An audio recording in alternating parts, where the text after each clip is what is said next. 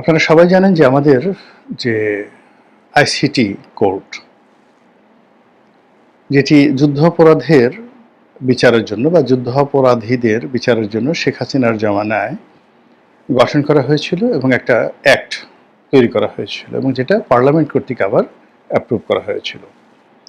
তো যেই কোর্টে শেখ হাসিনা তার রাজনৈতিক প্রতিপক্ষ জামাতকে নাস্তানাবুদ করার জন্য জামাতের শীর্ষ নেতাদের বিচার করেছিলেন এবং অনেককে ফাঁসিতে লটকিয়েছিলেন, ঠিক একই কোর্টে একই আদালতে তার বিচার হচ্ছে এবং তার যারা সহযোগী রয়েছেন, একেবারে যারা শীর্ষ গত 15 বছর ধরে তাকে নানাভাবে সহযোগিতা করেছে, তাদেরকেও এই আদালতে বিচার করা হচ্ছে। এর মধ্যে শেখ হাসিনার বিচার চলমান। ইতিমধ্যে একটি মামলায় তার সাজা হয়েছে এবং অন্যান্য মামলাতে তাকে যেভাবে আইনের জালে ফেলা হচ্ছে তাতে করে তার মৃত্যুদণ্ড বা তার ফাঁসি শতভাগ নিশ্চিত করার জন্য এই কোর্ট সর্বোচ্চ যারা কলাকৌশলী আছেন তারা চেষ্টা চালাচ্ছেন। এই বাস্তবতায় যে অভিযোগগুলো তার বিরুদ্ধে আনা হচ্ছে সেটা হলো জুলাই আগস্ট বিপ্লবের সময় যে সহিংসতা হয়েছে, সেই সহিংসতায় রাষ্ট্রীয় বাহিনী যে নির্মমতা প্রদর্শন করেছে, যে গোলাগুলি করেছে, হেলিকপ্টার থেকে গুলি ছুঁড়েছে, গুম করেছে, হাসপাতালে চিকিৎসা দেওয়া হয়নি এবং অনেককে পাখির মতো গুলি করে মেরেছে, যে দৃশ্য আমরা দেখেছি, এই সকল কাজকর্ম শেখ হাসিনার মদতে হয়েছে, শেখ হাসিনার নির্দেশে হয়েছে। এরকম তথ্য এবং প্রমাণ এই কোর্টের যারা তদন্তকারী কর্মকর্তা তারা হাজির করেছেন এবং এগুলো নিয়ে আসলে আমাদের যতটা না আগ্রহ বা এই সকল বিষয় নিয়ে আওয়ামী লীগের লোকদের মধ্যে কোনো রকম আতঙ্ক আমরা কখনো দেখিনি। আর এইগুলো নিয়ে শেখ হাসিনার ফাঁসি হবে, তাকে ফাঁসিতে লটকানো হবে, এটা একটা উত্তম কাজ হবে বা দেশে একটা বিরাট বিচার হচ্ছে, এইগুলো না যতটা আলোচিত হয় তার চেয়ে শত শত গুণ বেশি আলোচিত হয় আজ শেখ হাসিনা কি ভাষণ দিলেন, তারপর তিনি কার সঙ্গে টেলিফোনে কথা বললেন, তিনি বাংলাদেশে কখন টুস করে ঢুকে পড়ার চেষ্টা করলেন, তাকে নিয়ে দিল্লি কি করছে, তিনি কি সেখানে ভালো আছেন নাকি তার অসুখ বিসুখ হয়েছে, তিনি দিল্লি থেকে কি লন্ডন যাবেন না সাইপ্রাস যাবেন, তারপর ইউনিট সরকার কি তাকে ফেরত আনতে পারবে কি পারবে না, এই সব মূলত শেখ হাসিনার যে জীবন এবং তার কর্ম, তার চিন্তা এবং তার চেতনা নিয়েই আমাদের গবেষণা করতে করতে দিন চলে যাচ্ছে। এর মধ্যে আমরা কখনো আতঙ্কিত হচ্ছি, কখনো শিহরিত হচ্ছি, কখনো বিরক্তি প্রকাশ করছি, আর কখনো বলার চেষ্টা করছি যে এখনও শেখ হাসিনা কথা বলে এর কি ভয় ডর নেই, আর এভাবে মানুষ কথা বলে এর কি কোনো অনুশোচনা নেই, আর এমনভাবে কথা বলে এর কি লাজ লজ্জা নেই। আর এই সমস্ত ঘটনা দেখে আমরা অনেকেই, আমাদের যাদের একটু লজ্জা শরম বেশি, আমরা একেবারে লজ্জায় গড়াগড়ি যাচ্ছি। তো এরকম যখন একটা অবস্থা চলছে ঠিক সেই সময় আন্তর্জাতিক দুটো গণমাধ্যম, প্রথমে বিবিসি, এরপরে আল জাজিরা, তারা একটি রিপোর্ট ছেপেছে বা প্রকাশ করেছে। বিবিসির যেটা কেন্দ্রীয় অফিস, বিবিসি ইন্ডিয়া আছে, বিবিসি বাংলা আছে, সারা দুনিয়া আছে, তো এটা বিবিসি বাংলা বা বিবিসি ইন্ডিয়ান নয়, সেটা হলো একেবারে বিবিসি হেডকোয়ার্টার। তারা তাদের যে টেলিভিশন, রেডিওতে নয় টেলিভিশনে শেখ হাসিনার বিরুদ্ধে একটা প্রতিবেদন প্রকাশ করেছে এবং একই প্রতিবেদনটি আরও তথ্য উপাত্ত দিয়ে আরও স্ট্রং করে শেখ হাসিনাকে ভিলেন বানানোর জন্য, তাকে ফাঁসির মঞ্চে নেওয়ার জন্য ওই আল জাজিরার রিপোর্টটি তৈরি করা হয়েছে। এখন বাংলাদেশ এগুলো নিয়ে আলোচনা হচ্ছে, দেশের বাইরে আলোচনা হচ্ছে, ভেতরে আলোচনা হচ্ছে এবং সেই বিষয়গুলো নিয়ে আলোচনা করব। কিন্তু তার আগে এই আল জাজিরা বা বিবিসির যে রিপোর্ট, এই রিপোর্টটি নিয়ে সংক্ষেপে কিছু একটা বলে নিই।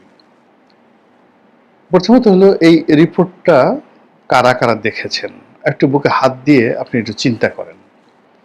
রিপোর্টের এই মাথা থেকে ও মাথা পর্যন্ত দেখেছেন আমি যাদের সাথে আলাপ করেছি, আমাদের দেশের 1% লোকও এই রিপোর্ট দেখেনি। আর যারা এরকম একটা রিপোর্ট হয়েছে, এই 1% লোক যারা হালকা পাতলা দেখেছে, এদের মধ্যে আবার 100 জনের মধ্যে মাত্র একজন লোক রিপোর্টের এই মাথা থেকে ও মাথা পর্যন্ত দেখেছে। তাহলে কি হলো? প্রতি 10,000 জনের মধ্যে একজন লোক এই বাংলায় আল জাজিরা এবং বিবিসি রিপোর্টটি এই মাথা থেকে ও মাথা পর্যন্ত দেখেছে। আর যারা দেখেছেন তারা এটা নিয়ে প্রতিক্রিয়া দেখিয়েছেন, ছি করেছেন এবং শেখ হাসিনার বিরুদ্ধে মানে যাকে বলা হয় দৃষ্টান্তমূলক শাস্তির আওয়াজ তুলেছেন। এরকম একটা মিছিল হয়নি এই ঢাকা শহরে। মানে এই বিবিসি এবং আল জাজিরার রিপোর্টের পরে প্রথমত একটা মিছিল হয়নি, ফলে প্রতিবাদটিতে আগুন লাগেনি। দ্বিতীয়ত হলো, যাদের সঙ্গে একান্তে আলাপ আলোচনা করেছি তারা সবাই বলেছেন এ আর নতুন কি, শেখ হাসিনা ক্ষমতায় ছিলেন, তিনিই তো গুলির নির্দেশ দিবেন, তিনি ছাড়া গুলির নির্দেশ কে দিবেন? তারেক জিয়ার কথায় তো আর সেনাবাহিনী গুলি করবে না, জামাতের আমিরের কথায় করবে না, কিংবা ওবায়দুল কাদের সাহেবের কথায় তো আর পুলিশ গুলি করবে না। এখানে পুলিশ, আর্মি যারাই গুলি করেছে, এখানে যে বাহিনী প্রধান যারা আছেন তারা অনেক সময় সহযোগী করেন, আর সেখানে তাদের যেটা কেন্দ্রীয় কমান্ড থাকে সেই কমান্ডের মাধ্যমে অবশ্যই সেই অনুমতিটা শেখ হাসিনার কাছ থেকে এসছে এবং শেখ হাসিনা এই কাজগুলো করছেন। এর তো গত 15 বছর ধরে আমরা জানি তিনি গুম করছেন, তিনি ক্রস ফায়ার করছেন, তিনি জঙ্গি নাটক সাজাচ্ছেন, তিনি পুরো বাংলাদেশকে স্তব্ধ করে রাখার জন্য যে গত 15 বছরে দমন এবং পীড়ন চালিয়েছেন, এটা বাংলাদেশের একটা তেলাপোকাও বুঝতে পারে এবং তারাও জানে। এবং এত কিছু জানার পরেও বিশ্ব গণমাধ্যম, আন্তর্জাতিক অঙ্গন, বিশ্বের যত সব রাষ্ট্রনায়ক, তারা শেখ হাসিনার পিছু পিছু ঘুরেছেন স্বার্থের জন্য, দাবিদারির জন্য, প্রয়োজনে অপ্রয়োজনে। আর এখন ডক্টর মোহাম্মদ ইউনূস এত বড় নোবেল লরিয়েট, সারা দুনিয়া ঘুরছেন, তারপর এই এত ভালো ভালো মানবতাবাদী কাজকর্ম করার চেষ্টা করছেন এই বাংলাদেশে। শেখ হাসিনার বিচারের চাইতে আর বড় কি হতে পারে? কিন্তু কোনো রাষ্ট্রপ্রধান তো তাকে পাত্তা দিচ্ছেন না। কোনো দেশ বাংলাদেশকে নতুন মর্যাদায় উন্নীত করছে না, যে একটা নতুন বিপ্লব হলো, গণতন্ত্র হলো, সেখানে যারা এলেন ক্ষমতায় তারা গণতন্ত্রের মানসপুত্র, তারা বিপ্লবের বরপুত্র, এই সম্মানে অভিহিত করে বিশ্বের কোনো দেশ তো তাদেরকে ওভাবে গণ্য করছেন না। তো ফলে কি হলো, এই যে শেখ হাসিনাকে নিয়ে যে বিবিসি রিপোর্ট বা আল জাজিরা রিপোর্ট, এটা আমাদের জনমনে এটা নিয়ে কোনো যাকে বলা হয় উত্তেজনা নেই, নির্বিকার, ভাবনাহীন। তারা বরং দৈনন্দিন যে তাদের কষ্ট বেদনা, তারপর দৈনন্দিন তাদের যে ক্রোধ, এগুলো নিয়ে তারা ব্যস্ত। সমন্বয়ক নামধারী 5 জন যুবক আওয়ামী লীগের এক সাবেক এমপি তার বাসায় গিয়ে তার স্বামীর কাছ থেকে চাঁদা চেয়েছে এবং তাদেরকে ধরা হয়েছে, এটাই বাংলাদেশের সবচেয়ে বড় খবর। আল জাজিরার খবর, এই খবরের যে গুরুত্ব তার 1 লাখ ভাগের 1 ভাগও এই বাংলাদেশে আল জাজিরার এই শেখ হাসিনা বিরোধী যে বক্তব্য, এটি যাকে বলা হয় আলোড়ন সৃষ্টি করতে পারেনি। তার চেয়ে যে গুলশানে চাঁদাবাজ, তাকে ধরা হলো, তাকে চড় থাপ্পড় মারা হলো, পুলিশ সে মুখ দেখাতে চাচ্ছে না, পুলিশ তার চুলের মুঠি ধরে বা ঘাড় ধরে বা থুতনি ধরে তার মুখ উঁচু করে এই ক্যামেরার সামনে তুলে ধরছে। এই দৃশ্যগুলো নিয়ে আলোচনা হচ্ছে, তাদেরকে ডিম মারা হচ্ছে, কোর্টে লাঞ্ছিত করা হচ্ছে এবং অন্যান্য যারা জুলাই যোদ্ধা রয়েছে তারা রেগে মেগে একেবারে মানে অস্থির। তো এই রাগ আল জাজিরার রিপোর্ট বা বিবিসি রিপোর্ট প্রকাশ করার পর ঢাকার রাজপথে যদি আমরা দেখতাম শেখ হাসিনার কুশপুত্তলিকা দেওয়া হচ্ছে, তার মূর্তি বানিয়ে সেখানে ডিম ছোড়া হচ্ছে, জুতো ছোড়া হচ্ছে, এটা বোঝা যেত যে এটা একটা পাবলিক রিয়াকশন। সেই পাবলিক রিয়াকশন কিন্তু হচ্ছে না। এই গেল এক পার্ট। 2 পার্ট হলো, বা দ্বিতীয় পর্ব যেটি হলো সেটা হলো এই বিবিসি রিপোর্ট এবং আল জাজিরার রিপোর্ট, এটা নিয়ে আওয়ামী লীগ কী ভাবছে বা শেখ হাসিনা কী ভাবছে। আমার সিক্স সেন্স যেটা বলছে সেটা হলো, এই ধরনের সাংবাদিকদেরকে নিজের দরবারে রেখে তাদেরকে নানা রকম ফুড ফরমাশ দিয়ে গত 15 বছর শেখ হাসিনা কাউকে রাজা বানিয়েছেন, কাউকে প্রজা বানিয়েছেন, কাউকে ভিলেন বানিয়েছেন, কারো জীবন তছনছ করে দিয়েছেন।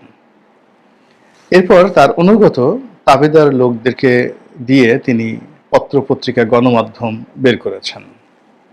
তিনি সাংবাদিকদের প্লট দিয়েছেন এবং তাকে খুশি করার জন্য সাংবাদিকরা তারেক রহমান সাহেবের নাম পর্যন্ত উচ্চারণ করেনি, জামাতের নাম পর্যন্ত উচ্চারণ করেনি। এমনকি মানে বিএনপি পন্থী যে সকল টেলিভিশন ছিল, বিএনপির মালিকদের যে সকল পত্রপত্রিকা ছিল, জামাতের মালিকদের যে সকল পত্রপত্রিকা ছিল, সেখানে একবারও বিএনপি জামাতের নাম উচ্চারণ করার মতো মানুষ এই 2024 সনের জুলাই আগস্টে ছিল না।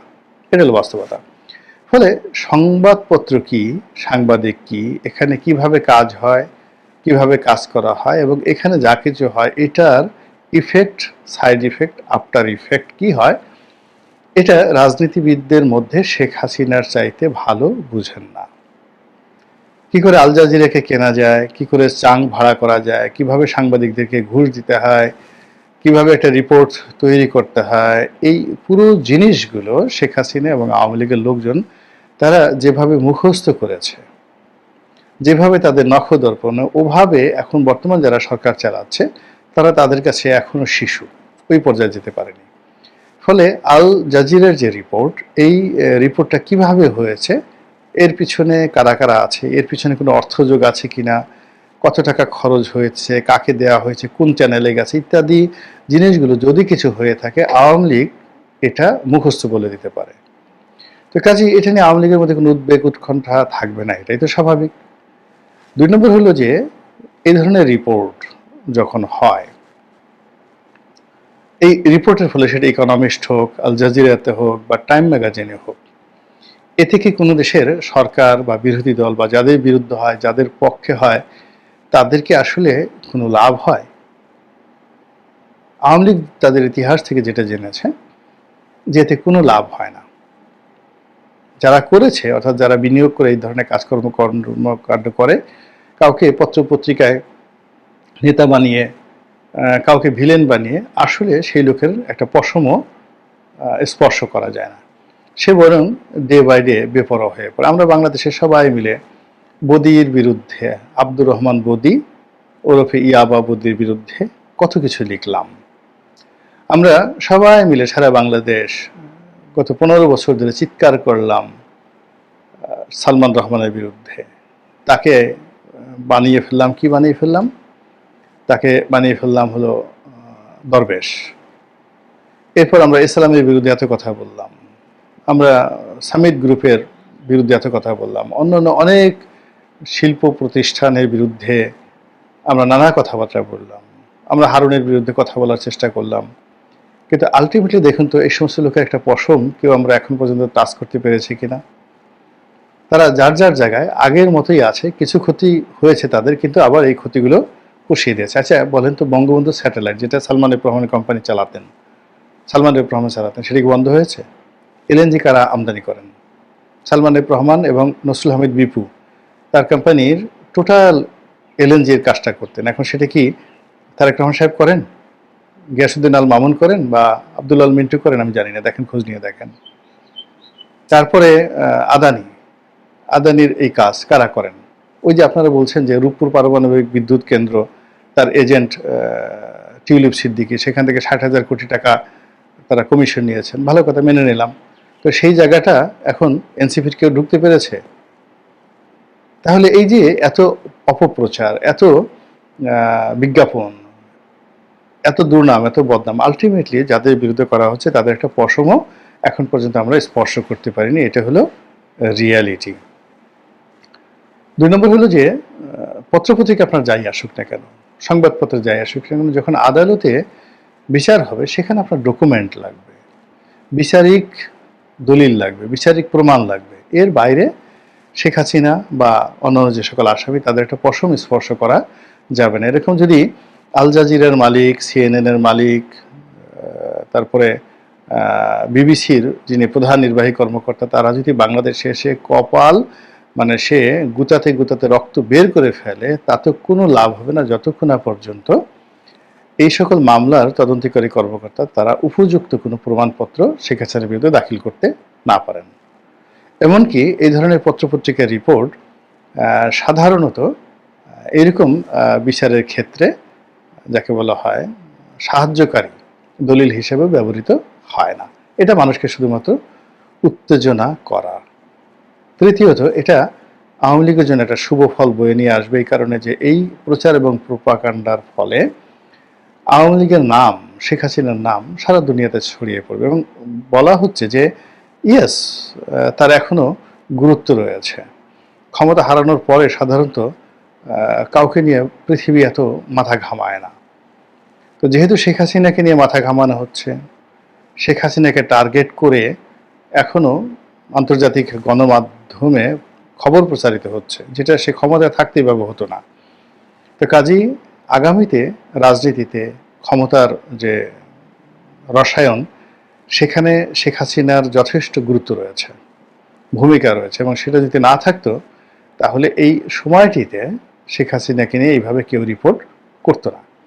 তো কাজেই এই যে এই রিপোর্ট, সেই রিপোর্টের ফলে শেখ হাসিনা যারা বিরোধী লোকজন, তারা নিজেদের অজান্তে তাদের যে আতঙ্ক, তাদের যে ভয় শেখ হাসিনাকে কেন্দ্র করে, সেই ভয়টা তারা প্রকাশ করে ফেলেছে।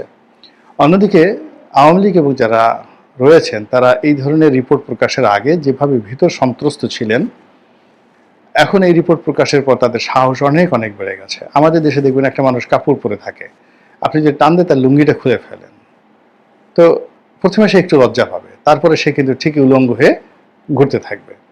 এখন শেখ হাসিনা গুলি করেছেন, গুলি তারপর শেষে করার হুকুম দিয়েছেন, তিনি সব কাজের জন্য দায়ী। এটা একটা কভার জিনিস ছিল এবং এই বিষয়গুলো নিয়ে আওয়ামী লীগের লাজ ছিল, লজ্জা ছিল, ভয় ছিল, আতঙ্ক ছিল, এবং সেটা যখন আমরা ওপেন করে দিয়েছি এবং জনগণ বা যারা রাজনীতিতে রয়েছেন তারা যখন এই বিষয়গুলো নিয়ে খোলামেলা আলাপ আলোচনা করছেন, তখন আওয়ামী লীগের যে স্বাভাবিক লাজ লজ্জা, সংকোচ, ভয়, দ্বিধা, শঙ্কা, এই সব জিনিসগুলো কর্পূরের মতো উঠে গেছে এবং তারা এখন বেপরোয়াভাবে বলা শুরু করবে যে হ্যাঁ, ঠিকই তো করেছে, এটা ছাড়া কি দেশ শাসন করা যায়? শাসন করার জন্য তো এই জিনিসগুলো লাগবে। তো এটা তো করেই 15 বছর দেশটাকে এত সুন্দর পর্যায়ে সে রেখেছে। অর্থাৎ তার অপরাধটাকে সে তখন তার যে কর্ম, সেই কর্মের যুক্তি হিসেবে সে উপস্থাপন করবার সুযোগ পাবে এই ধরনের প্রচার এবং প্রোপাগান্ডার ফলে। আশা করি যারা এই ধরনের প্রচার এবং প্রোপাগান্ডার শিকার হচ্ছেন তারা, এবং যারা এই ধরনের প্রচার প্রোপাগান্ডার আয়োজন করেন, বিনিয়োগ করেন, তারা সকলেই সার্বিক পরিস্থিতি বুঝে আগামীতে এই ধরনের প্রচার প্রোপাগান্ডার ব্যাপারে আরও সতর্ক হবেন। মহান আল্লাহ আমাদের সবাইকে হেদায়েত দান করুন এবং হেফাজত করুন।